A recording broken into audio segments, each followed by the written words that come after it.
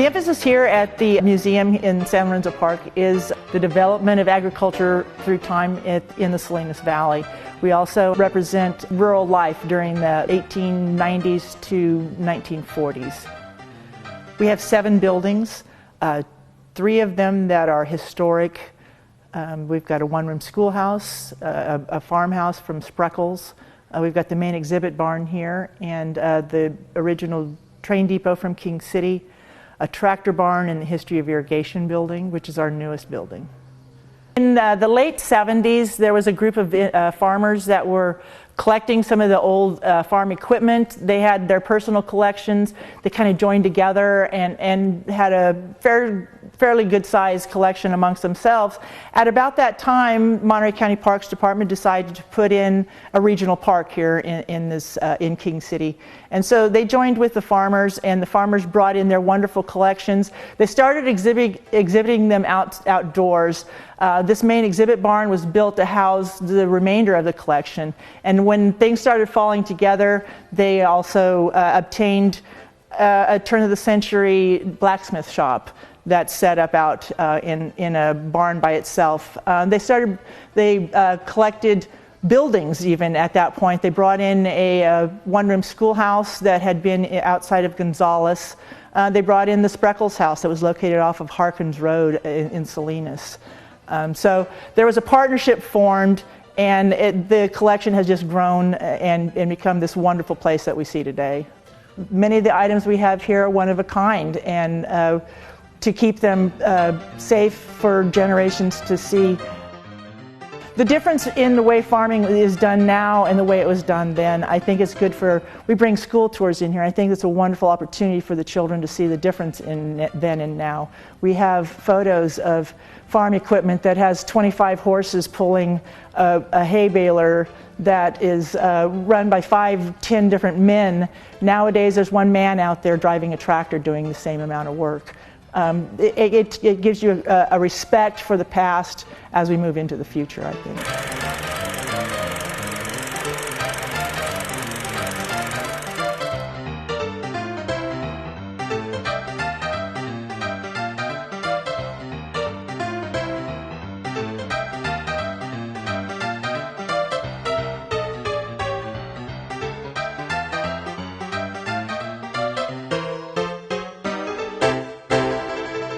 What I find remarkable about the kids that are coming here, many of their parents work in the agricultural industry, and they're just not familiar with how it happens. They don't even realize that their dads are out there cutting lettuce or producing some of the crops, and they don't understand that it doesn't just come from the supermarket. The disconnect between today's kids and what their parents are doing is kind of remarkable. But they love to come in here and participate with the hands-on activities that we have for them here. And I'll be honest, one of their favorite things is our cow back in the corner that they can each milk. It's a contented cow that she's fake as they come, but they love to milk the fake cow. That's one of the most fun things they have. And at the same time, they're learning where milk comes from. And the fact that dairying was a big part of Monterey County at one time.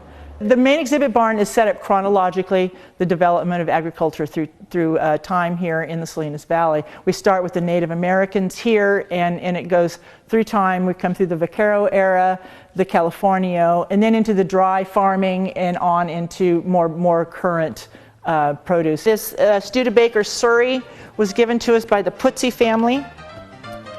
It was used here locally by the Putzi family, and as you can see, it's in gorgeous shape. One of the first Studebakers. I tell the students that come through here that it was the original minivan.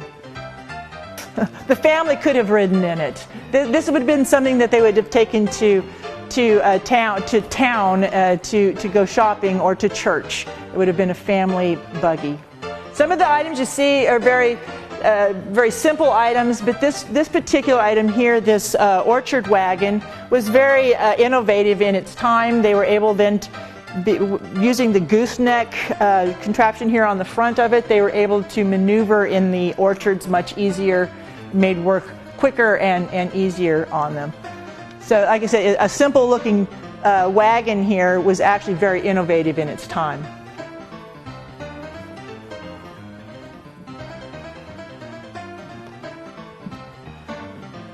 The Republic here, this yellow truck, I'd never heard of one before we received it as a gift from Hahn Estates. It is one of our most prized objects. We run it in parades, take it to car shows. It runs like a champ. You start it at the front with the turn handle here. It fires right up and is very dependable for the various parades and things that we put it in. This is a commercial butter churn from 1925. It was used in the Moss Landing area at the Elkhorn Dairy. It would have been in a series of others. You can see this is a belt that would have run from churn to churn. This lever would have disengaged this belt, so this one would stop and let the others continue to turn. It's a great place to stop off of the 101 to take a break, use the restroom. We get a lot of folks that are traveling either from LA to San Francisco or the other way around, and they stumble in here and are just completely shocked. A lot of times we'll find that they will return later on to camp in our wonderful campground as well. The La Gloria Schoolhouse was brought here in 1980. It was originally located outside of the city of Gonzales, about 5 miles out on Gloria Road. It was in operation until about 1960, and then it sat empty for about 20 years. And in 1980, we got possession of it. We brought it here and set it up as a museum. It's decorated inside, as was described in the diary that we got along with the building. The diary was written by the various teachers that taught there. It describes what the school looked like on the inside. It lists some of the students through the years that attended the school. It even lists the books that they had in their library. Every year they would get a few more books to add to the list.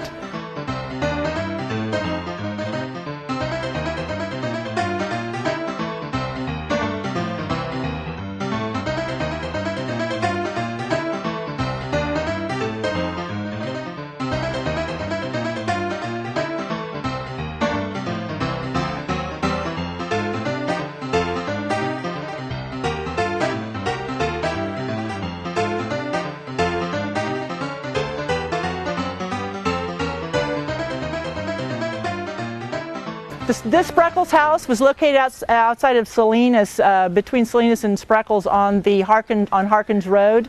We got possession of it in 1980, about the same time we got the schoolhouse. It was brought here and refurbished by some of the local service groups. Rotary was very much involved with the schoolhouse, and the Salinas Valley Guild was a part of refurbishing the Spreckles house. When you go inside, it's furnished with pieces from the era. It's decorated as if as it was in 1897 when it was originally built. It would have been on one of the ranches of the Spreckles company.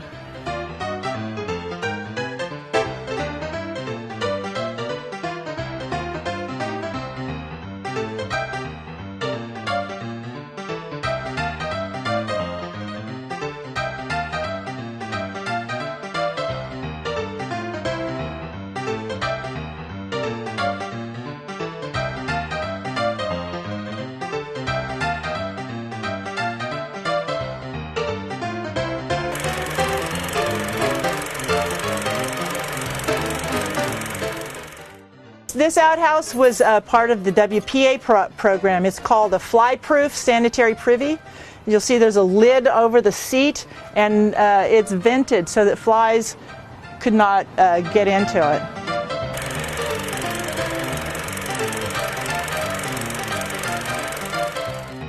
This is the Olson blacksmith shop. It was originally located in the Paraiso Springs area. It was donated to us lock, stock, and barrelhead. The King City Lions Club went out to the original location. They mapped and photographed the blacksmith shop as it was.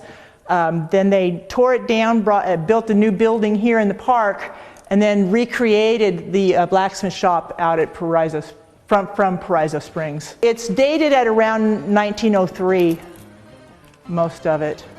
It's a functioning blacksmith shop. We have 4-H groups come in here, and we give demonstrations and classes. This is our second year. We doubled the number of students coming in.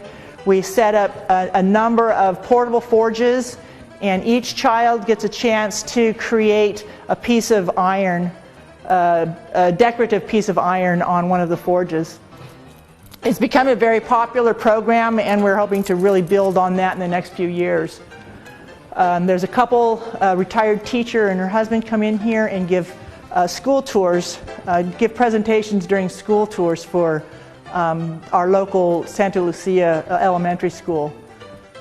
The kids love it. I got some thank you letters from one of the classes, and every student said that the blacksmith shop was their favorite. For more information about what's happening here at McCarlum, you can refer to our website at mcarlm.org or give us a call at 831-385-8020. Our hours here at McCarlum are Tuesday through Friday, 10 to 4. If you come here on the weekend, come to the main exhibit barn and find a tour guide. They'd be happy to take you around to the various buildings. They're here from 11 o'clock till 4 o'clock in the afternoon as well.